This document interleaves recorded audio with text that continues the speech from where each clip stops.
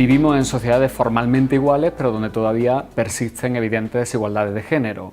Para acabar con la cultura machista que sirve de base a esa desigualdad, tenemos que desarrollar estrategias educativas que permitan romper con unas expectativas de género que nos siguen marcando desde pequeño y desde pequeña lo que significa ser un hombre de verdad o ser una mujer de verdad. Y eso implica, por ejemplo, desarrollar en los niños estrategias que tienen que ver, por ejemplo, con capacidades emocionales o socializadoras con respecto al cuidado que habitualmente los hombres no hemos desarrollado. O, por ejemplo, significa dirigirnos a las chicas desde el punto de vista de los modelos de mujeres con poder político, económico, científico, que también ellas pueden ser. Buenas tardes. Empezamos esta conferencia del programa Educar para el Futuro. Quiero saludar también a los asistentes que están en nuestros centros de Fundación Ibercaja en Huesca, Teruel, Logroño y Guadalajara. Bienvenidos a esta conferencia y bienvenido, Octavio, a este programa Educar para el Futuro. La verdad es que es un auténtico lujo y un placer, ya te lo he manifestado, tenerle aquí esta tarde para dar esta conferencia que bueno, no sé si has visto el tema de este año de Educar para el Futuro.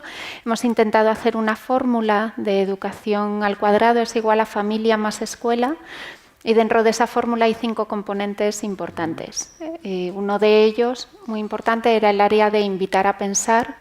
Y dentro de ese área es donde metíamos esta conferencia sobre el pensamiento femenino, que para nosotras, bueno, pues era muy importante tenerlo en cuenta, sobre todo con las distintas tendencias y los distintos conceptos que se están manejando en la actualidad.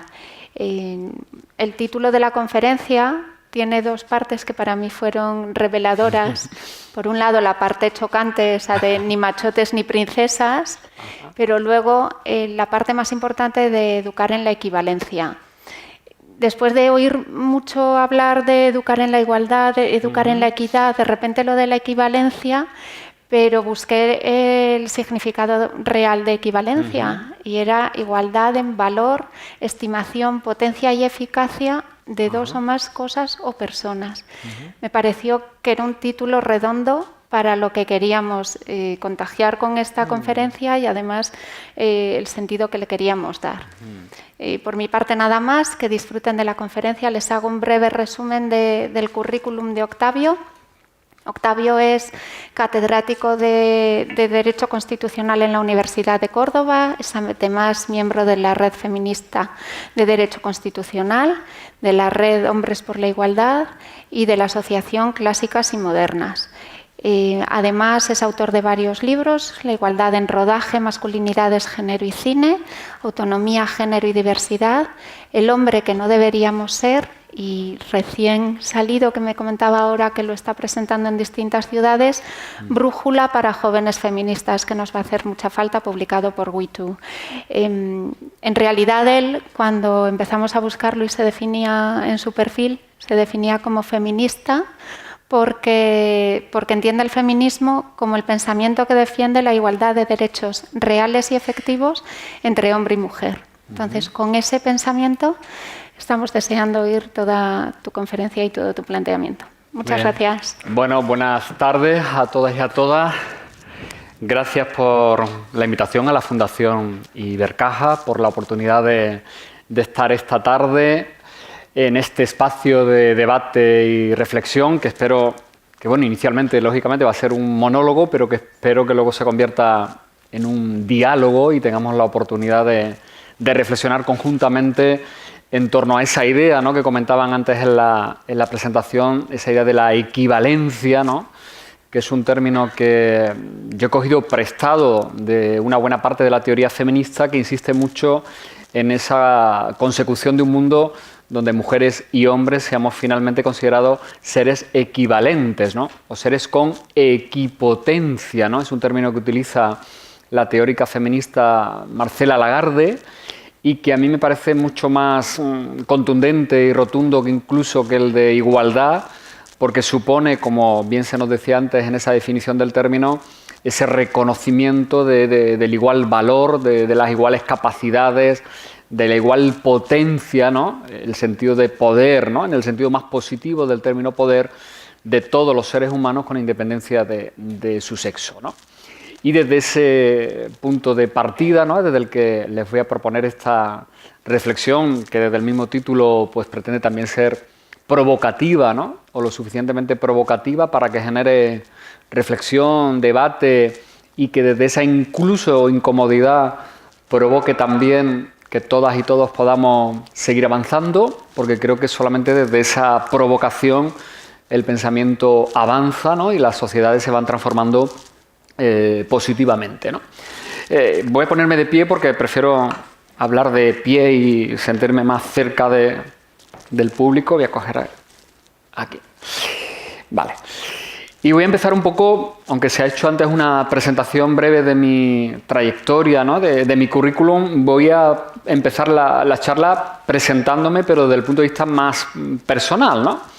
Muchas veces cuando se nos presenta a los profesores universitarios, a las personas que nos dedicamos al mundo de la investigación, al mundo académico, se nos relata, bueno, parte de ese currículum y de esa trayectoria, que además hoy uno fácilmente encuentra pues, tecleando el nombre en Google, pero normalmente lo que tiene que ver con la dimensión más personal del individuo habitualmente no se pone sobre la mesa, ¿no? Y a mí me parece que en la mayor parte de las cuestiones, y muy especialmente las cuestiones que vamos a abordar esta tarde, creo que es muy importante también situarse desde lo personal, ¿no?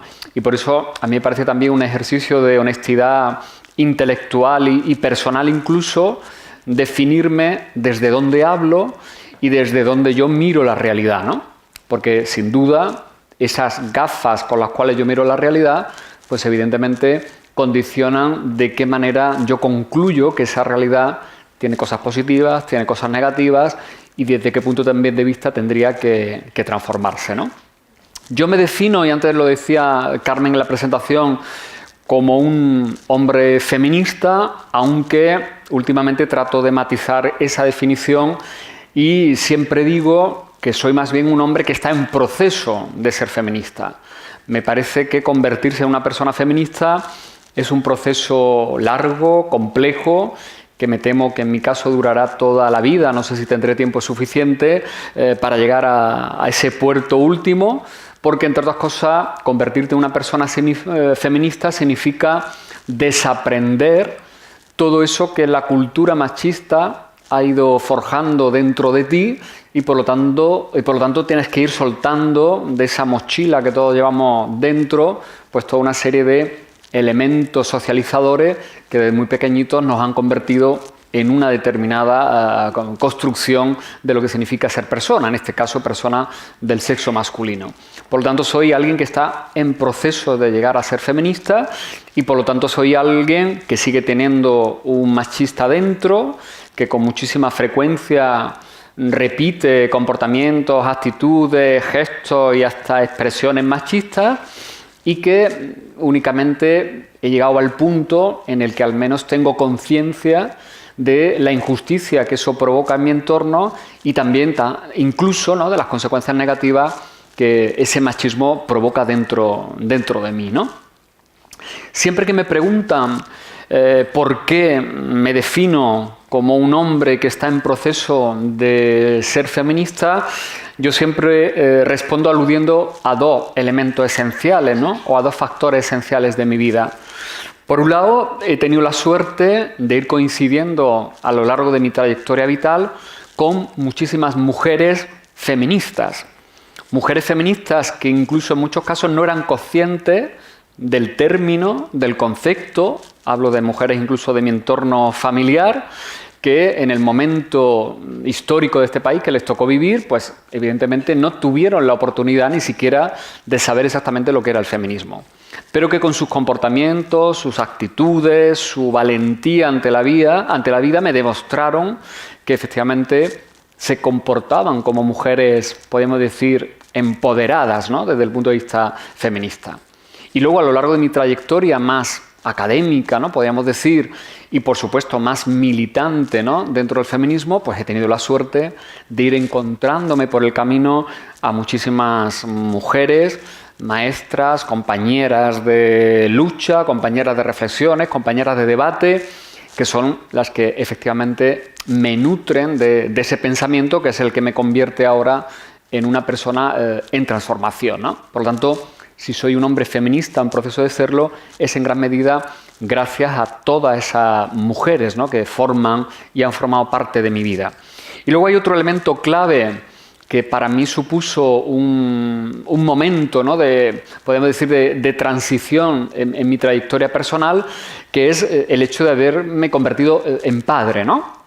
Tengo ahora mismo un hijo adolescente que tiene 17 años y sin duda el ejercicio de la paternidad y de un modelo de paternidad que, por supuesto, yo he intentado que no tuviera nada que ver con la que vi en el caso de mi padre o en la de otros hombres de mi familia de generaciones anteriores, ha sido también un punto de inflexión desde el momento en que me ha obligado a replantearme mi propia subjetividad masculina, mi lugar en los entornos más domésticos, familiares y privados y, por supuesto, también mi lugar en la sociedad, ¿no?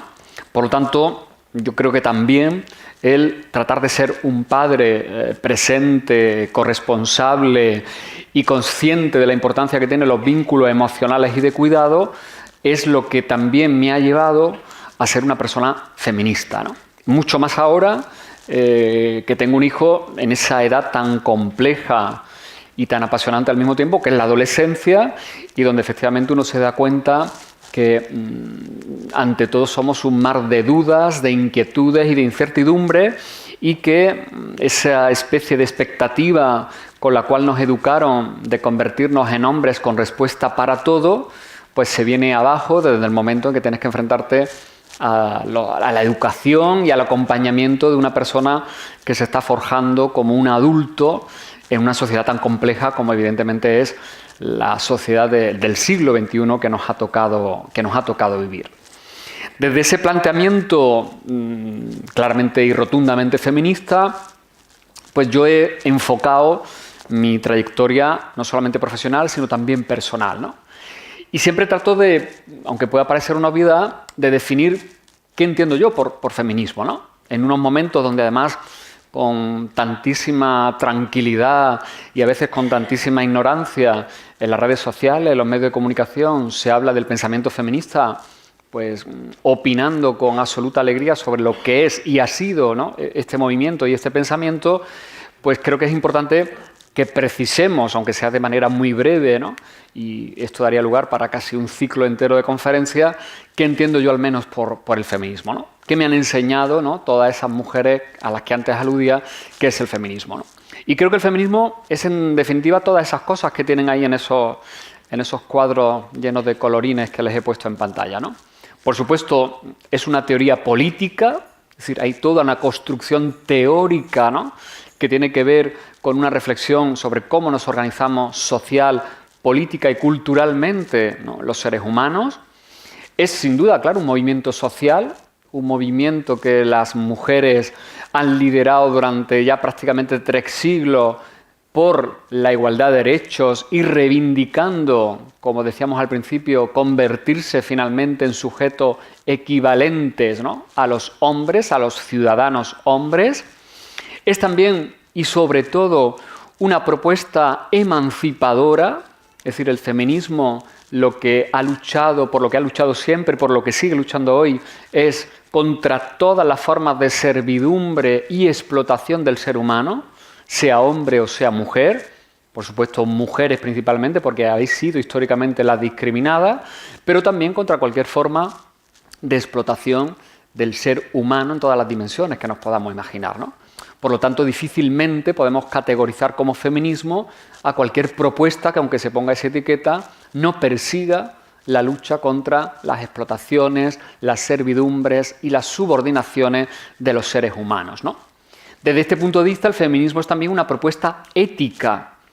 Y cuando hablo de una propuesta ética, me refiero a una propuesta de lo que podemos entender por una vida buena, por una vida que nos puede permitir una convivencia pacífica, saludable y donde todos los seres humanos, hombres y mujeres, podamos desarrollar al máximo nuestras capacidades.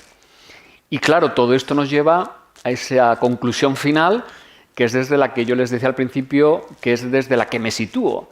El feminismo acaba siendo una forma de vida, desde el momento en que tú asimilas y aceptas una serie de valores, de herramientas, de estrategias y de principios éticos que te van marcando lo que puedes considerar justo, injusto, aceptable, no aceptable, y que puede repercutir, lógicamente, en tu propia realización personal y en la felicidad del colectivo, de la comunidad a la que perteneces, ¿no? Desde ese feminismo, desde ese entendimiento del feminismo, es desde el que yo, muy especialmente en los últimos años, me he dedicado a abordar una cuestión que, al menos en el contexto de nuestro país, ha sido hasta hace poco una cuestión prácticamente inédita, que era abordar el papel de los hombres en la lucha por la igualdad y el cuestionarnos hasta qué punto todas esas reivindicaciones feministas nos deberían interpelar a nosotros. Y hasta qué punto, por lo tanto, los hombres tendríamos que plantearnos una revisión de nuestra subjetividad, de ese modelo de masculinidad hegemónica, ¿no?, que se ha perpetuado a lo largo de los siglos, y por lo tanto, hasta qué punto tendríamos que abandonar esa posición cómoda, ¿no?, de ver todas estas cuestiones desde la barrera y, por el contrario, implicarnos, ¿no?, activamente en la lucha por la igualdad, ¿no? Bueno, y ahí tienen simplemente imágenes de algunas de las publicaciones que he realizado en los últimos años y que han tenido como foco principal justamente el papel de los hombres en la lucha por la igualdad y de qué manera los hombres deberíamos iniciar un proceso de transformación, ¿no? Una especie de revolución masculina, ¿no?, como yo la llamaba en uno de esos libros. Todos estos acercamientos al papel de los hombres y a la transformación de la masculinidad la he hecho, insisto, desde el feminismo. El feminismo que dice Marcela Lagarde que es un don. Y me parece que es una palabra que, siendo tan pequeñita, ¿no?, con solamente 3 letras, define a la perfección toda la capacidad transformadora que tiene el feminismo. El feminismo es un don que tiene además la capacidad de multiplicar sus efectos cuando se comparte. En este sentido, yo creo que comparte características con otros 2 bienes esenciales como pueden ser la alegría y la cultura. La alegría y la cultura son 2 bienes que cuando los compartimos con otras personas no empequeñecen, sino que por el contrario se hacen más grandes. Pues yo creo que el feminismo también tiene esa potencialidad y creo que además en los últimos tiempos lo estamos comprobando, ¿no?, a nivel global. A medida que los compartimos y que hacemos ese ejercicio de sororidad, ¿no?, utilizando el término que también ha acuñado el feminismo, todos los efectos de esa potencia transformadora se hacen mucho más grandes y multiplican sus efectos positivos, ¿no? Y luego es muy importante algo que dice este teórico norteamericano, Robert Jensen: el feminismo me ha dado un soporte para comprender las heridas que yo he causado y las que yo he recibido. Es decir, el feminismo ha sido una propuesta desde la que yo he podido comprobar hasta qué punto yo también he sido cómplice de las injusticias derivadas del machismo y hasta qué punto, como hombre, tengo una responsabilidad en la continuidad de esas estructuras, y al mismo tiempo el feminismo también me ha permitido colocarme delante del espejo y darme cuenta de cómo este modelo de sociedad ha generado también en mí toda una serie de heridas, desde el momento en que me ha obligado a ser un hombre de acuerdo con unas determinadas expectativas de género, de acuerdo con unos determinados paradigmas muy estereotipados, de acuerdo con ese modelo de masculinidad hegemónica del que ahora más adelante vamos a dar una serie de claves. Todas estas reflexiones me han llevado a lo que tienen ahí, ¿no?, que es la última publicación que ha visto la luz, como antes comentaba Carmen en la presentación, que es este libro pensado fundamentalmente en chicos y en chicas jóvenes y adolescentes, básicamente, ¿no? Con esa idea del we too, del nosotros también, pues he querido ofrecer una especie de, no sé si llamarla guía o propuesta casi pedagógica, en la cual pues trato de explicar qué es eso del feminismo, de qué manera el feminismo puede afectar positivamente a la vida de los chicos y de las chicas.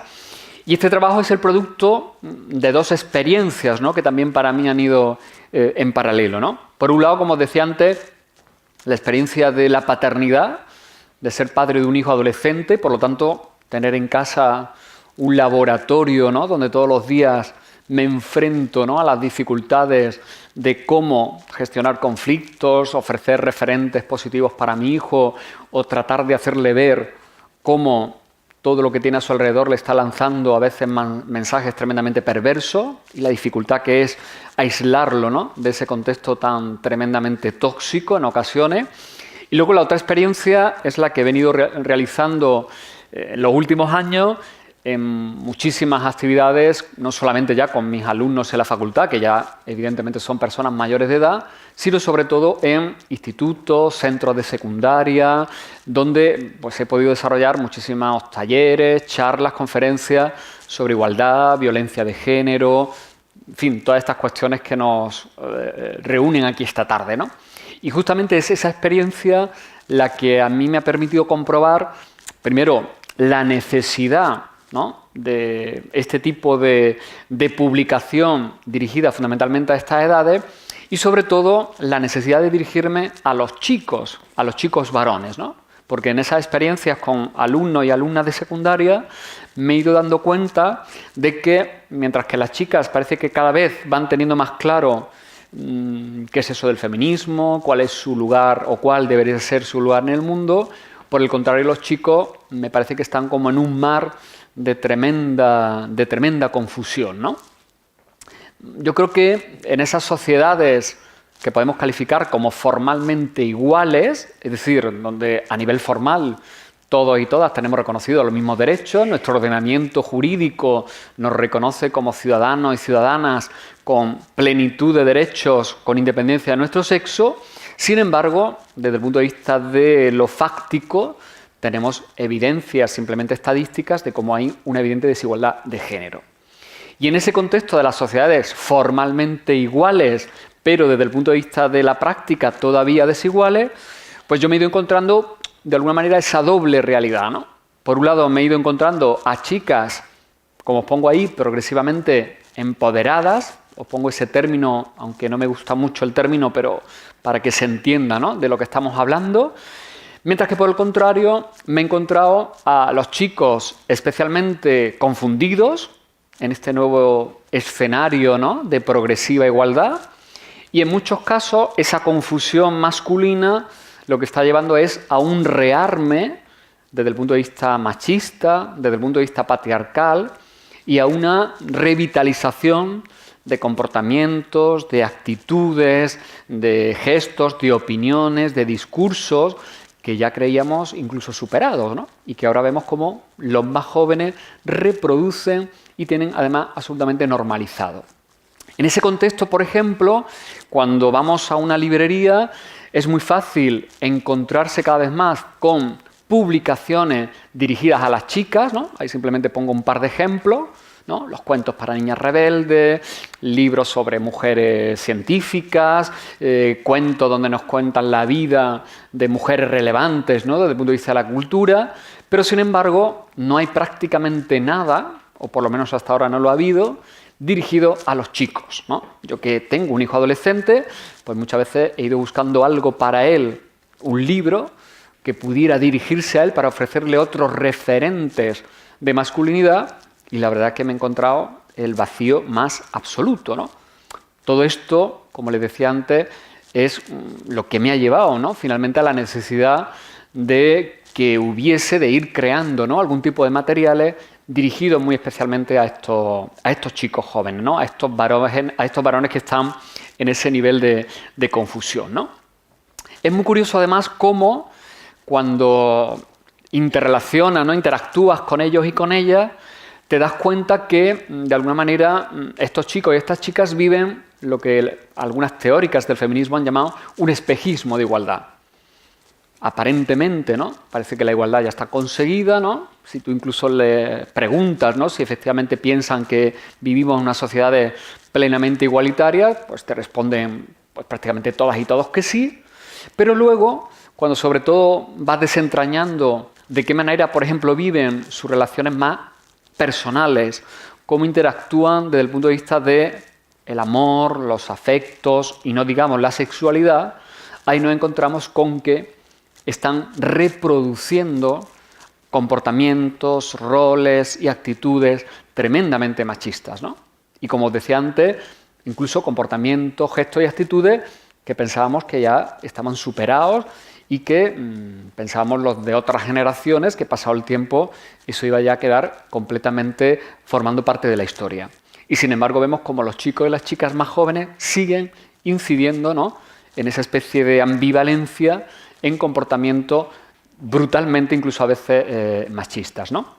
Bueno, y ahí están datos de informes, de estudios que se han ido realizando en los últimos años que nos alertan de cómo efectivamente todo este entramado de relaciones personales provoca incluso situaciones pues perversamente tóxicas, podríamos decir, como las que podemos calificar de violencia de género, ¿no? Ahí tenéis el aumento, ¿no?, algunas referencias de datos del aumento de la violencia de género entre los más jóvenes y las más jóvenes, del aumento de chicas que necesitan ser protegidas, ¿no?, frente a la amenaza de posibles violencias machistas, ¿no?, o la normalización entre los más jóvenes de determinadas conductas que tienen que ver con el control, con la dominación o con la dependencia, y que es donde está el germen de la violencia de género, no solamente ya la física, ¿no?, que puede ser la más extrema, sino esa violencia psicológica y cotidiana que es mucho más difícil de detectar. Ahí tenéis, por ejemplo, algunos resultados, me parecen muy interesantes, ¿no?, de recientes informes que se publicaban este año con motivo del 8 de marzo, ¿no?, este informe del Centro Reina Sofía sobre adolescencia y juventud, donde, por ejemplo, se nos identifican 3 grupos de jóvenes, ¿no?, en función de las actitudes que tienen. Un primer grupo sería el de los conscientes y equitativos, que serían un 44%, los tradicionales y sexistas, un 39%, y los negacionistas y conservadores, que ya serían el extremo más machista, por así decirlo, donde hay un 17%. Pero claro, lo interesante es el porcentaje de chicos y de chicas que hay en cada uno de estos grupos, ¿eh? En el primer grupo hay muchas más mujeres, 2/3 son chicas. En el segundo grupo hay un 62% de chicos, ¿eh? Es decir, hay una amplia mayoría de chicos que se ubican como tradicionales y sexistas. Y fijaros en el grupo de negacionistas y conservadores como el 65% son chicos, ¿eh? Por lo tanto, son datos que de entrada nos deberían hacer pensar, claro. Volviendo a lo que os decía al principio, ¿no?, ¿dónde están los chicos varones, ¿no?, en este contexto, ¿no? Y luego tenéis ahí el resultado de otra encuesta que se hizo pública también hace unas semanas en El País, donde se hacía referencia al crecimiento, ¿no?, del feminismo, ¿no?, o de la complicidad con el feminismo, y cómo especialmente el feminismo estaba calando entre las chicas más jóvenes, y se produjo una especie ahí de 2 extremos, ¿no?, de la militancia feminista, que eran las chicas más jóvenes y luego ya las mujeres con un cierto recorrido vital, ¿no? Mientras que las mujeres, podemos decir, en edades intermedias, no suelen estar tan comprometidas con el feminismo, ¿no? Y yo creo que eso es algo, yo por ejemplo, es una realidad que detecté fácilmente en la manifestación del 8 de marzo en Córdoba, en mi ciudad. Era muy gráfico cómo había muchísimas chicas muy jóvenes, muy jovencitas incluso. Había mujeres de las históricas de la lucha feminista, pero luego faltaban, en gran medida, mujeres de edades, podemos decir, intermedias, es decir, mujeres de alrededor de 30 y tantos, 40 años, ¿eh? Ese era quizás el sector de la población de las que había menos, ¿no?, al menos en esa manifestación, ¿no?, lo cual casa muy bien, ¿no?, con los datos que nos daba este estudio, ¿no? Bueno, ahí tenéis, pues algunas fotografías, ¿no?, que son fotografías de las manifestaciones del 8 de marzo. Algunas de ellas son de mi ciudad, de Córdoba, otras no. Y en esas vemos cómo, por un lado, la presencia de chicas jóvenes, de chicos jóvenes, ¿no? Y también, y ahí os he puesto esa foto, ¿no?, de este padre, ¿no?, con el niño a cuestas, ¿no?, lo cual tiene mucho que ver con esa idea que os decía antes, ¿no?, de la paternidad, ¿no?, como un momento clave, sobre todo para los hombres más jóvenes, para, de alguna manera, hacer como un clic, ¿no?, que hace que se replanteen cuál es su lugar en la sociedad o de qué manera también el feminismo y las reivindicaciones de las mujeres tienen que ver con ellos, ¿no? Estamos viviendo un momento histórico, evidentemente nos falta la perspectiva del paso del tiempo para analizarlo con precisión, pero un movimiento histórico sin duda de esos que, aunque pueda parecer muy exagerado, pasarán a los libros de historia, sin duda, ¿no? Algunas compañeras del pensamiento feminista ya hablan de una cuarta ola, ¿no?, del feminismo, ¿no? Como saben, la historia del feminismo se va estructurando temporalmente en función de olas, ¿no?, que serían como esas grandes sacudidas históricas, ¿no?, donde las mujeres reivindican determinadas cuestiones específicas, ¿no?, y que tienen que ver con el momento histórico que están viviendo.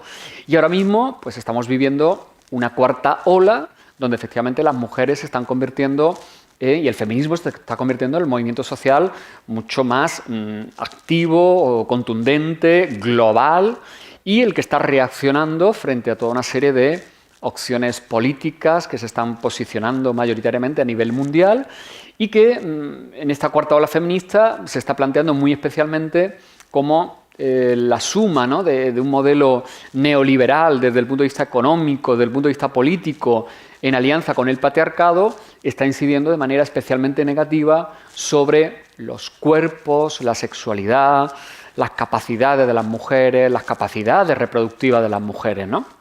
Fíjense cómo buena parte de los debates que se han planteado en España, por ejemplo, en este último año, han tenido que ver con el cuerpo, la sexualidad de las mujeres, la utilización, ¿no?, y la explotación, ¿no?, del cuerpo y de las capacidades de las mujeres. Y al tiempo que estamos asistiendo a este momento, podríamos decir, de ebullición feminista, también estamos asistiendo a una reacción, ¿eh? Simplemente no tenemos más que dar un paseo, ¿no?, por quiénes son los grandes líderes, ¿no?, de la política mundial para detectar cómo no solamente responden a un determinado modelo de discurso político, sino que también podríamos identificarlo con un determinado modelo de masculinidad, ¿eh? Y no hace falta que pongamos ejemplos más allá de los que tenéis en esa fotografía, ¿no?, desde Donald Trump, Putin, Bolsonaro, Salvini, ¿no?, como incluso, ¿no?, la estética, ¿no?, de la que se rodean, el imaginario del que se rodean estos líderes políticos, reproducen permanentemente un imaginario que tiene que ver con eso, ¿no?, que desde el punto de vista de los estudios de las masculinidades se ha calificado como la masculinidad hegemónica, ¿no? Por lo tanto, estamos en un momento entre esos dos grandes polos, ¿no?, ese momento de ebullición y reivindicación feminista global y cada vez más extendida y más ilusionante, me atrevería yo a decir, y al mismo tiempo una reacción neomachista, como la califican expertos como Miguel Lorente, y que incluso se está traduciendo en opciones políticas, en discursos políticos y que incluso está llegando a las instituciones. Seguimos teniendo, a pesar de vivir en sociedades democráticas avanzadas, como puede ser la nuestra, como pueden ser las de la Unión Europea, seguimos viviendo, sin embargo, a pesar de todo lo que han ido conquistando las mujeres en el siglo XX, en sociedades donde el poder sigue siendo una cuestión tremendamente masculina y masculinizada. Es decir, seguimos teniendo estructuras de poder patriarcales.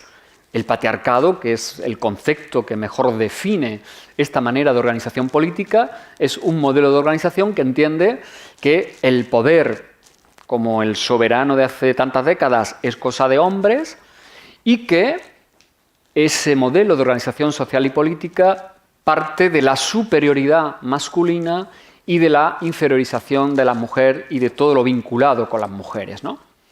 Hay un concepto, ¿no?, que la filósofa Celia Morós utiliza y que a mí me parece tremendamente gráfico, ¿no?, y muy expresivo, ¿no?, de lo que representa el poder desde el punto de vista del patriarcado, que es esa idea que tienen ahí, ¿no? La idea del poder como un pacto juramentado entre varones. El patriarcado implica que los varones nos vamos pasando el poder de unos a otros en virtud de pactos explícitos e implícitos. E incluso en sociedades donde tenemos mecanismos democráticos basados en la igualdad de derechos, seguimos asistiendo a unas ceremonias de transmisión y de continuidad del poder, donde la línea de ese ejercicio del poder sigue siendo una línea predominantemente masculina. y cuando no, casi en régimen de monopolio, ¿no? Y ahí tienen, pues yo creo que suficientes fotografías que cualquier día uno puede encontrar hojeando cualquier medio de comunicación que nos demuestran cómo el poder, como les decía antes, sigue siendo en nuestras sociedades cosa de hombres, ¿no? Por lo tanto, eso que desde el feminismo se llamó el sistema sexo-género sigue estando muy vivo, ¿eh? Por mucho, insisto, que hayamos avanzado en igualdad de derechos, en leyes que reconocen esa igualdad de derechos o en políticas públicas de igualdad, ¿no? Ese triángulo, ¿no?, que es el triángulo perverso, ¿no?, que provoca tantísimas injusticias, sigue estando muy vivo. El triángulo que lo componen el patriarcado en cuanto a estructura política, el androcentrismo en cuanto presupuesto epistemológico que coloca al hombre como centro de referencia, como sujeto universal, y por supuesto, apoyándose estos dos elementos en el machismo, que es una cultura. Es decir, cuando hablamos de machismo no estamos hablando de conductas, no estamos hablando de comportamientos, no estamos hablando de una cuestión psicológica, no estamos hablando, por supuesto, de nada parecido a una enfermedad, sino que estamos hablando de una cultura que, por lo tanto, penetra por todo nuestro ser, por todas nuestras relaciones, por todos los espacios públicos y privados en los que nos movemos como seres humanos. Y por eso, justamente por ser una cultura, cuesta tantísimo trabajo acabar con él, porque efectivamente una cultura no se acaba con leyes, con decretos o con políticas públicas. Las leyes, los decretos, las políticas públicas pueden ayudar, son herramientas, ¿no?, que pueden sumar. Pero acabar con la cultura machista requiere de toda una serie de instrumentos mucho más complejos, entre otros, como después vamos a ver, todos los que tienen que ver con los procesos de socialización del individuo, ¿no? En qué cultura nos seguimos educando y nos seguimos socializando. Este sistema sexo-género se apoya en ese doble eje que tienen ahí. El eje de lo que podríamos llamar las violencias machistas y, por debajo de esas violencias machistas, el eje de la subordiscriminación femenina. Este es un concepto que utiliza una filósofa del derecho del País Vasco, Maggie Barrere, y que juega, ¿no?, con los dos términos de subordinación y discriminación para referirse al carácter estructural que tiene la discriminación de las mujeres. La discriminación de las mujeres no es comparable a la que tienen colectivos, o a la que tienen minorías, o a la que tienen otros sectores de la población. Entre otras cosas porque las mujeres no sois un colectivo, no sois una minoría, sino que sois la mitad de la humanidad, ¿no?, incluso un poco más, ¿no?, aproximadamente casi un 52%. Por lo tanto, hay una discriminación, una subordiscriminación de carácter estructural. Y esa discriminación de carácter estructural se mantiene gracias al ejercicio de toda una serie de violencias masculinas. Violencias que no son simplemente la violencia física o la que podemos identificar como violencia de género. Violencias que tienen que ver con todas esas actitudes vinculadas al ejercicio del poder masculino y del dominio masculino.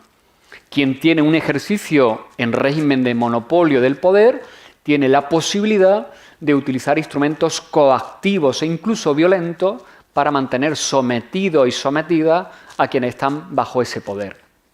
Un elemento clave para mantener esa hegemonía masculina es sin duda la violencia simbólica. La violencia simbólica es aquella que tiene que ver con cómo en los imaginarios colectivos, en las narraciones que a nivel comunitario nos sirven para precisar qué significa ser un hombre y qué significa ser una mujer, transmitimos una determinada imagen devaluada de las mujeres. Y la cultura machista en la que estamos está llena de expresiones, de imágenes, de ejemplos que nos demuestran en qué consiste esa violencia simbólica. Yo simplemente les pongo dos ejemplos en paralelo que tienen que ver con un mundo muy masculinizado, que es el mundo del fútbol, ¿no?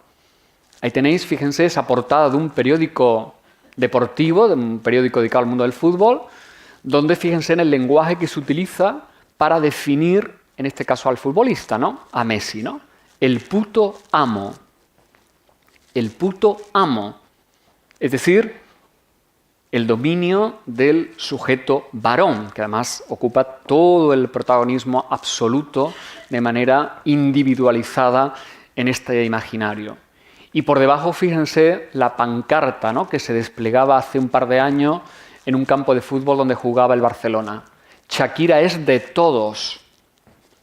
Los putos amos que tenemos a nuestra disposición, a las mujeres que están al servicio de los hombres, que están a nuestro servicio para satisfacer nuestras necesidades de cuidado, emocionales, de gestión de lo doméstico o de satisfacción de nuestras necesidades sexuales.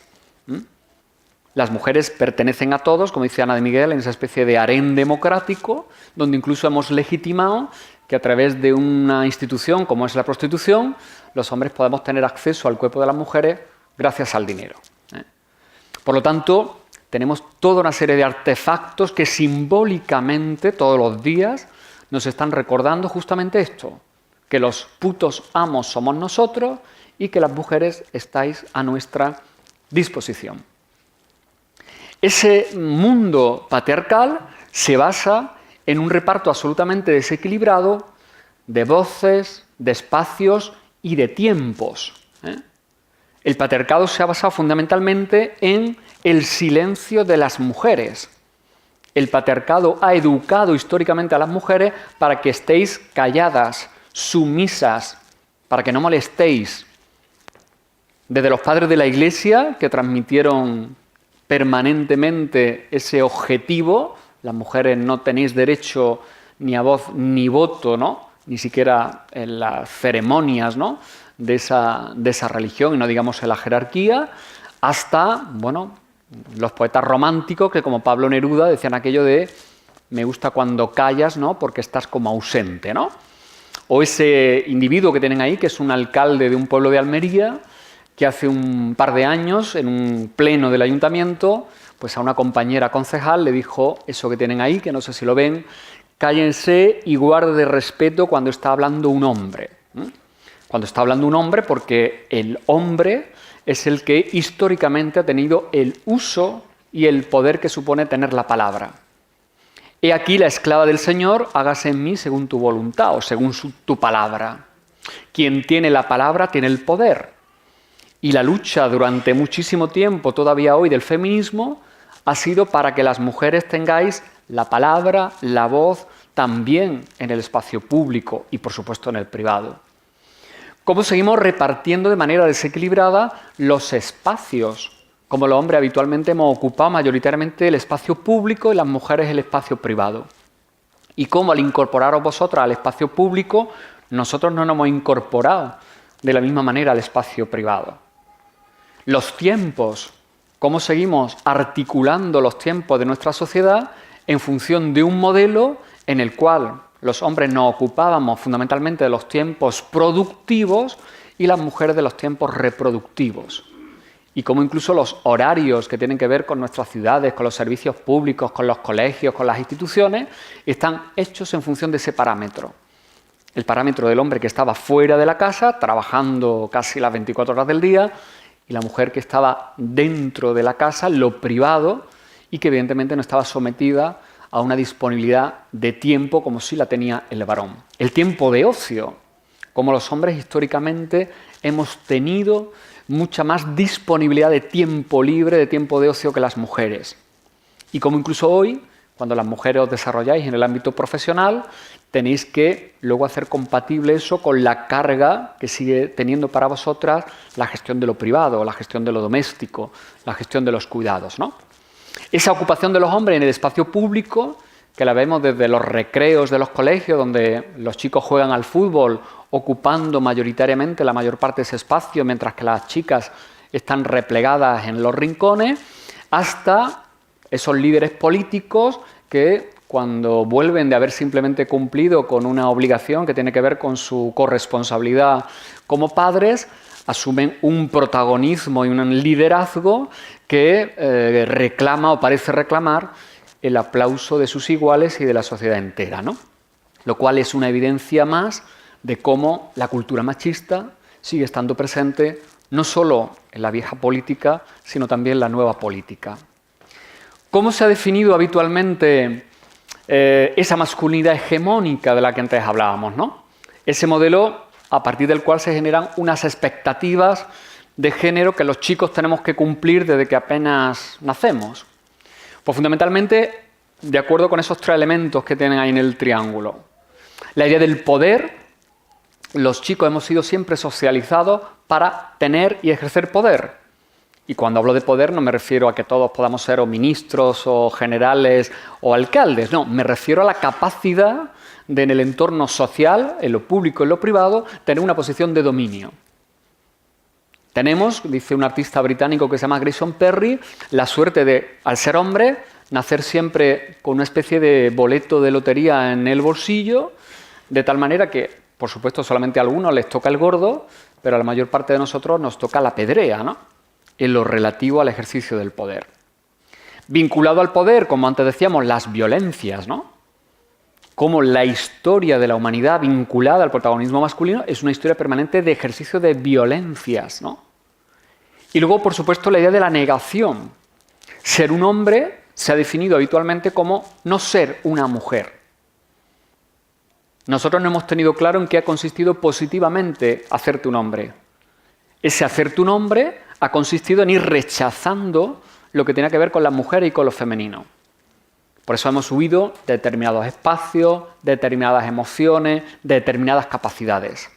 Ser un machote, ese mandato, ¿no?, que a los niños se les da desde muy pequeñitos, ¿no?, que machote es mi niño, implica que ser un hombre de verdad significa no ser una chica, no comportarte como una chica. Eso genera además, eso que los expertos llaman una homofobia interiorizada, porque supone construir la masculinidad negando y devaluando lo femenino. Quien se comporta como una chica es un mariconazo, es una nenaza, es un blandengue, es un calzonazos.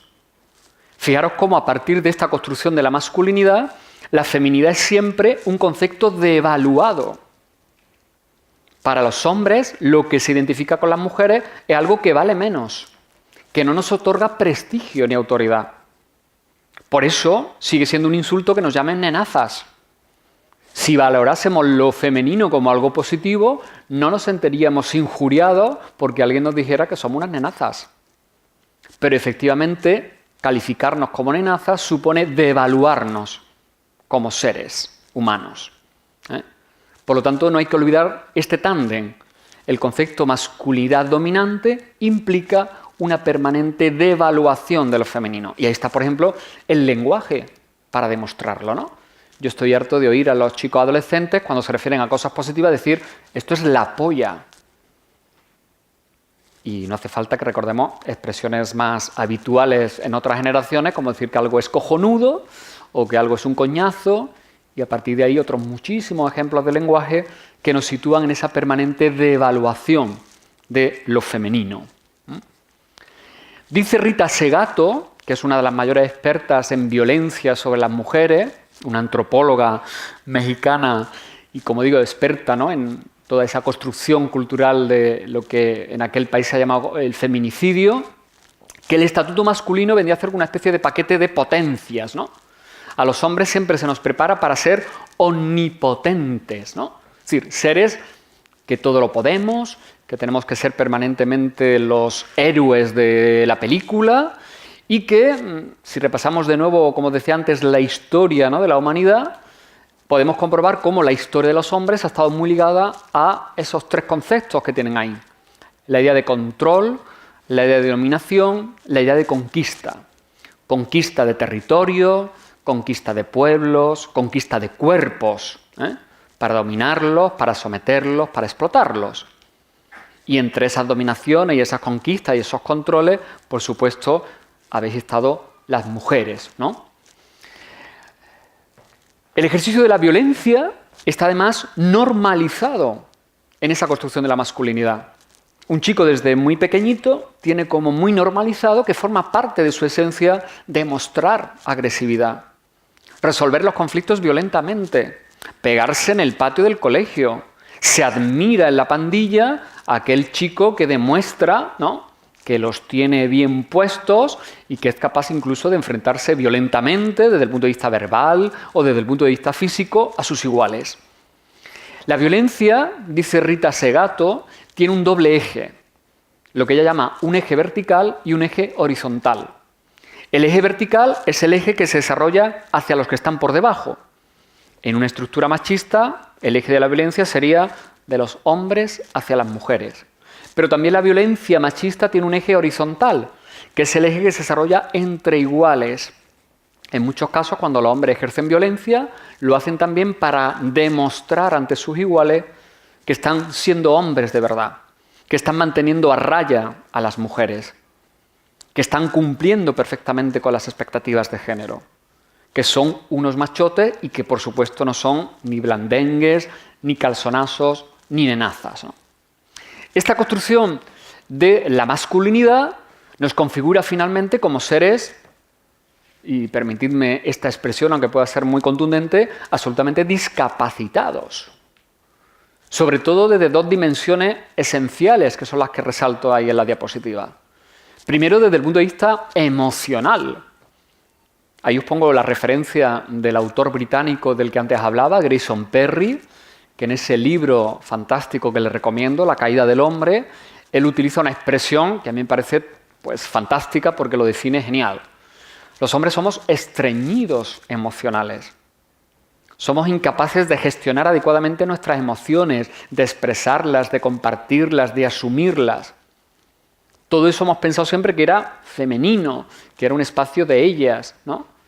Que incluso hacer expresas determinadas emociones era, pues eso, traicionar nuestra masculinidad. Y ahí está el origen de muchas de las frustraciones, de los problemas que tenemos con nosotros mismos y con quienes nos rodean, y de muchas de esas relaciones tóxicas, ¿no? Que hoy todavía siguen provocando como consecuencia la violencia, ¿no? Hacia nuestras compañeras, ¿no? Y luego otro elemento clave en esas discapacidades es cómo somos socializados para que nos cuiden, pero no para cuidar, ¿eh? La socialización del cuidado sigue teniendo el foco puesto en las chicas, en las niñas. A nosotros no se nos prepara para cuidar. Al contrario, ¿no? Desde pequeñitos, como que eso se nos considera que es un terreno vedado. A las chicas sí, porque desde muy pequeñitas les estamos dando claves para que se acostumbren a cuidar, a estar pendiente de otro, a desarrollar emociones que tienen que ver con la empatía, con el reconocimiento de la vulnerabilidad del otro, el estar pendientes de otro ser humano, ¿eh? Por eso me parece que es clave, ¿no? Y luego será una de las conclusiones que plantearé, incorporar, ¿no? Esa educación para el cuidado en todos los seres humanos, porque si tenemos una evidencia es que todos somos seres necesitados de cuidado y que todos vamos a necesitar ser cuidados en distintos momentos de la vida y con diferentes intensidades, ¿no? Hay además dos elementos, ¿no? Que ahora mismo yo creo que están incidiendo de manera especialmente negativa en lo que yo llamo la mala educación de los jóvenes, que son, por un lado, todo eso que se ha llamado desde el punto de vista también de la construcción del pensamiento feminista, los mitos del amor romántico, ¿no? Cómo seguimos manejando, y sobre todo los más jóvenes y las más jóvenes, que es lo sorprendente, siguen manejando una visión absolutamente estereotipada, idealizada de lo que supone vivir una relación amorosa. Relaciones amorosas que se construyen habitualmente sobre mitos que tienen que ver con la dependencia, la búsqueda de la media naranja, la complementariedad, el control, el considerar que es normal esa idea de la posesión en la relación amorosa. Y esos son unos esquemas que los chicos y chicas jóvenes ven reproducidos en la música que consumen, en las películas que ven, en los libritos que leen aquellos que leen, claro, y que supone, pues en algunos casos incluso, a una metáfora tan perversa como la que hace unos años se puso de moda, que era la de identificar el amor con un candado que las parejas jóvenes y no tan jóvenes colocaban en los puentes, ¿no? A partir de una novela del italiano Federico Mocha, ¿no? Fíjense qué metáfora tan brutal, entender que el amor puede ser un candado, que es una cosa que se cierra con llave y que luego efectivamente quien puede abrirlo es quien tiene la llave en la mano. Y luego, desde el punto de vista de la sexualidad, el porno se está convirtiendo en la escuela de sexualidad de nuestros hijos y de nuestras hijas. Hay un informe que nos dice que la edad media del primer consumo de un chico a vídeos porno en Internet es 11 años. A golpe de clip, los chicos y las chicas tienen acceso a contenidos pornográficos en su móvil, en su ordenador, en su tableta. contenidos pornográficos donde lo que se reproduce insistentemente es una visión absolutamente estereotipada y machista de los hombres, de las mujeres y de las relaciones entre unos y otras, ¿no?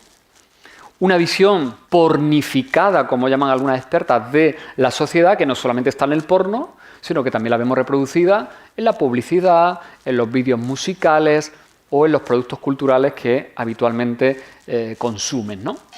Como en esa construcción de la sexualidad, efectivamente hay una desigualdad sexualizada, ¿no? Como decía hace ya años Andrea Dworkin, ¿no? Si recordáis, ¿no?, imágenes, ¿no?, de vídeos musicales, ¿no? Ahí os pongo algunas referencias, ¿no?, de canciones que han estado de moda muy recientemente, vemos cómo hay un permanente juego con lo que antes decíamos, ¿no? Los chicos somos los putos amos y las chicas son seres que se ofrecen para el deseo masculino, para las necesidades sexuales masculinas y, en todo caso, incluso hasta para ser dominadas y controladas. Incluso esa sociedad pornificada le está lanzando el mensaje a las chicas de que el dilema que tienen ahora mismo es o convertirse en seres follables o invisibles. Y aquellas que no responden a un determinado modelo estético, de físico y de ofrecimiento carnal, pues lógicamente no es visible, no entra en el mercado relacional. Y simplemente les recomiendo que se pasen de vez en cuando por Instagram para ver, por ejemplo, cómo posan las chicas, ¿no?, en determinadas edades, ¿no?, y cómo responden, ¿no?, a esta necesidad de ser vistas, ¿no?, como objeto del deseo, ¿no? Bueno, y ahí tenéis, ¿no?, referencias de esa violencia simbólica y de esa violencia real, donde vemos cómo se construye el dominio masculino sobre el cuerpo, sobre la sexualidad, sobre las capacidades de las mujeres. Como en muchos de estos casos, los chicos además actúan en grupo, porque el formar parte de esa fratría es también una manera de reafirmar su virilidad. Para esa construcción de la masculinidad hegemónica es muy importante hacer cosas en grupo, compartirlas con tus iguales para que quede claro ante ellos, en ese eje horizontal del que hablaba Rita Segato, que tú estás respondiendo a las expectativas de género. Y ahí están las manadas, no solamente la primera, ¿no?, de los Sanfermines, sino otras muchas manadas que se están denunciando en los últimos meses de chicos muy jovencitos y de chicas muy jovencitas. Pero claro, es que el imaginario simbólico es este que tienen aquí, ¿no?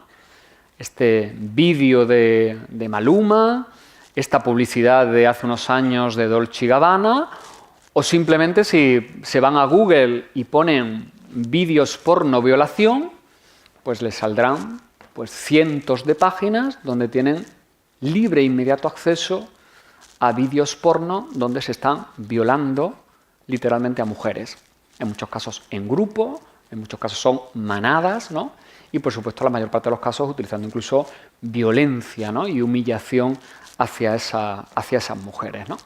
Ese es el imaginario que están recibiendo nuestros chicos. Todo ello en contraste con la falta de una educación afectiva y sexual en las escuelas y, por supuesto, también en las familias, ¿no?, que sería uno de los puntos, ¿no?, que quizás tendríamos que debatir. Cómo a partir de aquí también se construye un determinado modelo de cuerpo que está suponiendo pues, toda una serie de consecuencias negativas en ellas y en ellos. Es decir, el problema es que también ahora los chicos están entrando en unas dinámicas de ese mercado de los cuerpos que les están obligando a convertirse en esa especie de cuerpo fortaleza, ¿no?, como a mí me gusta llamarlo, ¿no? Ahí tienen, por ejemplo, a un ídolo de jovencitos y jovencitas en una imagen que subió en Instagram preparándose, ¿no?, para uno de sus papeles en el cine, ¿no?, Mario Casas, ¿no? Cómo los gimnasios se han convertido, decía también un teórico de la masculinidad, una especie de nuevo santuario, ¿no?, de la masculinidad. Cómo están aumentando los problemas en los chicos de vigorexia, es decir, problemas físicos y de salud derivados de esa obsesión por tener un cuerpo musculado, por tener tableta, y por incluso consumir determinadas sustancias que contribuyan a tener esos cuerpos, ¿no? En el caso de las chicas, pues lógicamente ahí tenemos un clásico que es la tiranía, ¿no?, de la belleza, ¿no?, que históricamente habéis sufrido las mujeres y que siguen sufriendo las chicas jóvenes. Fijaros esa publicidad, ¿no?, de una marca de moda francesa donde se juega con una niña que está absolutamente sexualizada, ¿no? Y convertida en un objeto que se ofrece, ¿no? A la mirada del deseo masculino, ¿no?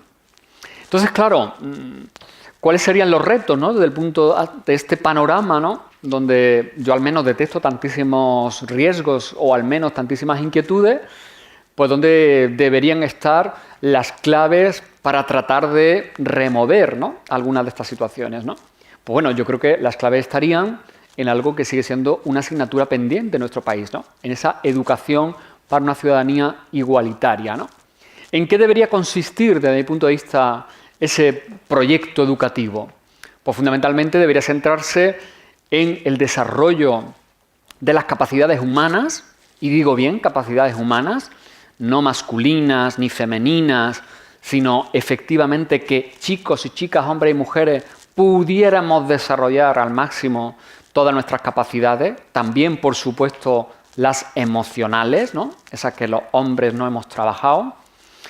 Un proyecto que debería tender, como dice además la propia Constitución española, al libre y pleno desarrollo de la personalidad. Eso lo marca como objetivo el artículo 27.2 de la Constitución, y a veces se nos olvida que el objetivo del sistema educativo sería dar las condiciones a cualquier individuo para que desarrolle libremente su personalidad. Superar, por supuesto, los roles y estereotipos de género, porque difícilmente uno puede desarrollar libremente su personalidad si está marcado por unos estereotipos como punto de partida. Y sin duda creo que hay que crear nuevos imaginarios colectivos. Tenemos que ir rompiendo progresivamente con todos esos imaginarios colectivos, de los que hemos puesto varios ejemplos, que nos siguen transmitiendo una visión, entre otras cosas, estereotipada y absolutamente machista de lo que significa ser hombre y de lo que significa ser mujer, ¿no? Yo creo que esa escuela tiene que ser, sin duda, una escuela coeducativa, laica y transformadora, ¿no? Entiendo que una escuela en la que no estén claros los límites entre lo que se deben considerar convicciones morales o religiosas personales y los valores colectivos y, por lo tanto, que deben presidir la escuela pública, es una escuela en la que difícilmente se puede avanzar en la construcción de la igualdad. Y me parece que todavía en este punto tenemos muchas asignaturas pendientes en este país. Y la educación creo que también debe tener una finalidad transformadora.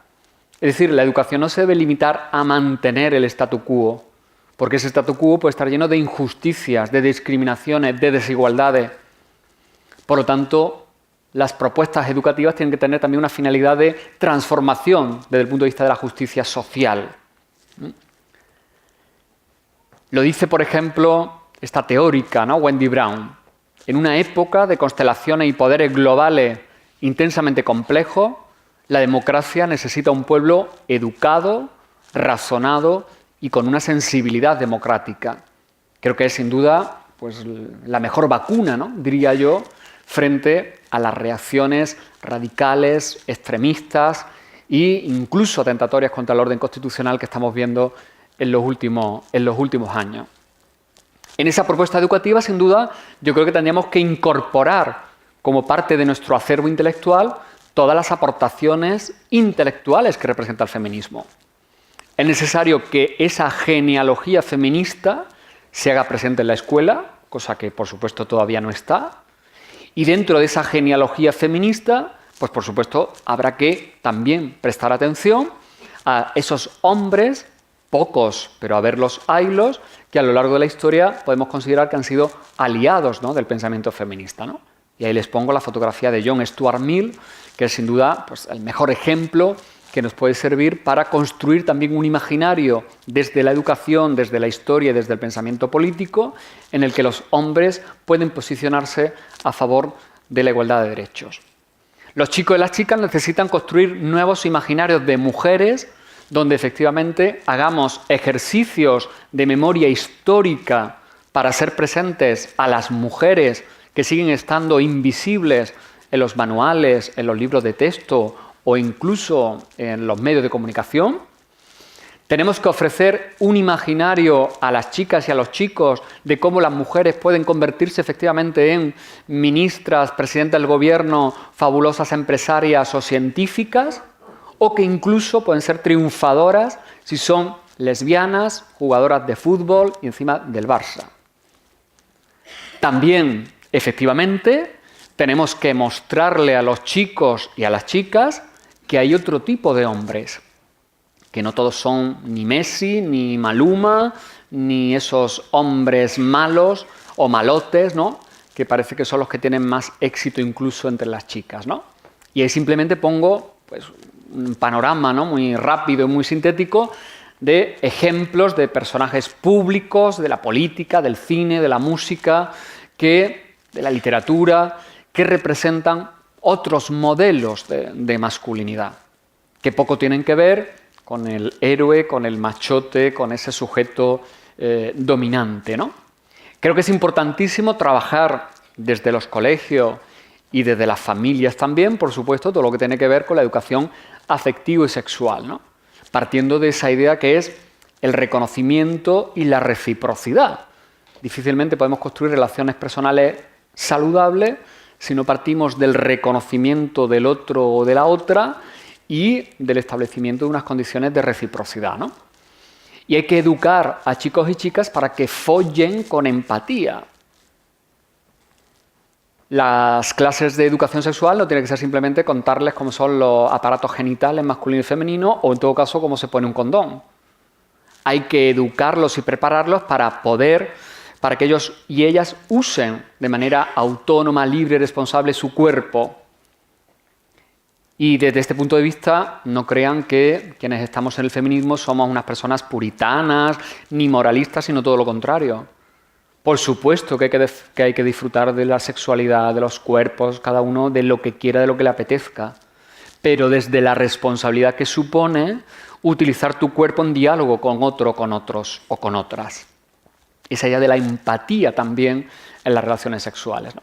Y ahí me atrevo a hacerles una recomendación de una serie que se ha emitido hace poco en la plataforma Netflix, centrada en el mundo de la adolescencia, que se llama Sex Education. El título ya es lo suficientemente explícito, porque me parece que es un producto televisivo que trata muy bien, con muchísima hondura, con también sentido del humor y de manera muy fresca, incluso educativa, para incluso ser trabajada en clase, el momento de la adolescencia y el momento complejo, ¿no?, de las relaciones afectivas y sexuales en esas edades.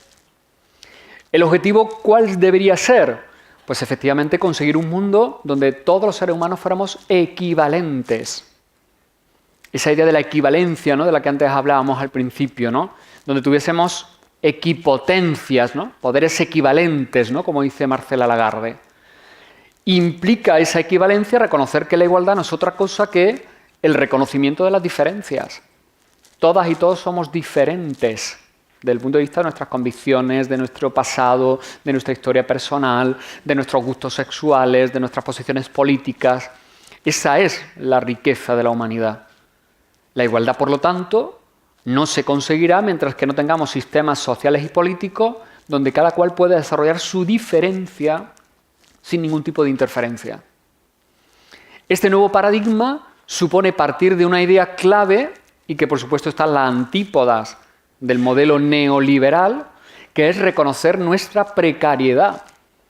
Es decir, reconocer que los seres humanos somos seres precarios y que, por lo tanto, somos, en consecuencia, interdependientes. Nos necesitamos unos a otros y unos a otras. Por lo tanto, la autonomía del individuo siempre tiene que ser una autonomía relacional, porque efectivamente nuestra propia fragilidad, la fragilidad de nuestra naturaleza humana, implica que tengamos que estar permanentemente necesitados de los otros, desde el punto de vista afectivo, desde el punto de vista de los cuidados, desde el punto de vista emocional.